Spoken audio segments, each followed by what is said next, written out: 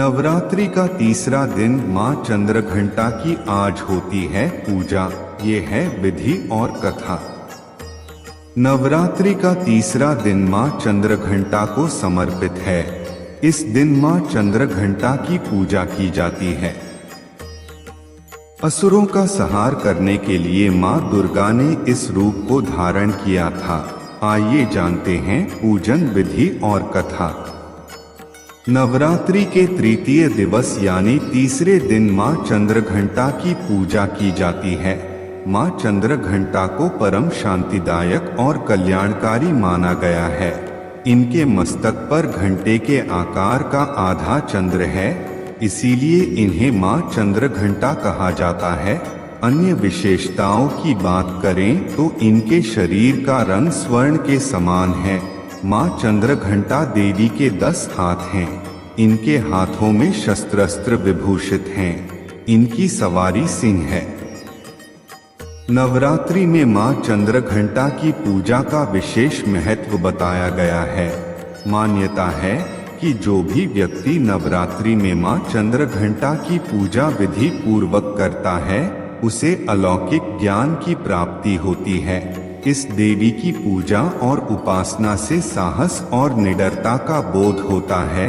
जो व्यक्ति मां चंद्रघंटा की पूजा करते हैं, उनमें मां सौम्यता और विनम्रता का भी आशीर्वाद प्रदान करती हैं।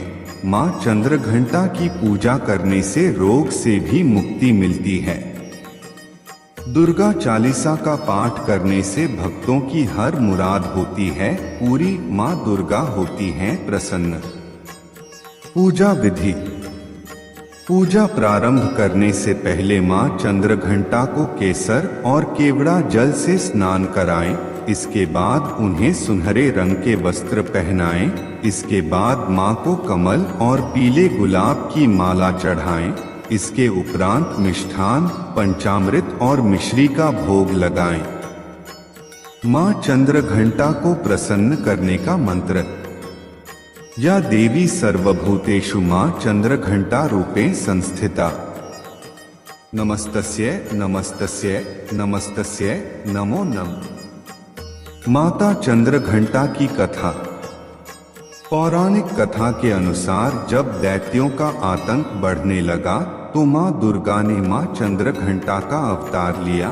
उस समय असुरों का स्वामी महिषासुर था, जिसका देवताओं से भयंकर युद्ध चल रहा था। महिषासुर देवराज इंद्र का सिंहासन प्राप्त करना चाहता था। उसकी प्रबल इच्छा स्वर्गलोक पर राज करने की थी।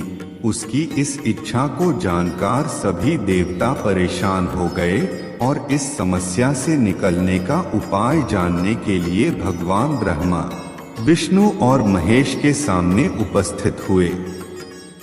देवताओं की बात को गंभीरता से सुनने के बाद तीनों को ही क्रोध आया। क्रोध के कारण तीनों के मुख से जो ऊर्जा उत्पन्न हुई, उससे एक देवी अवतरित हुई, जिन्हें भगवान शंकर ने अपना त्रिशूल और भगवान विष्णु ने चक्र प्रदान किया। इसी प्रकार अन्य देवी देवताओं ने भी माता के हाथों में अपने अस्त्र सौंप दिए। देवराज इंद्र ने देवी को 1 घंटा दिया। सूर्य ने अपना तेज और तलवार दी। सवारी के लिए सिंह प्रदान किया। इसके बाद मां चंद्रघंटा महिषासुर के पास पहुंची।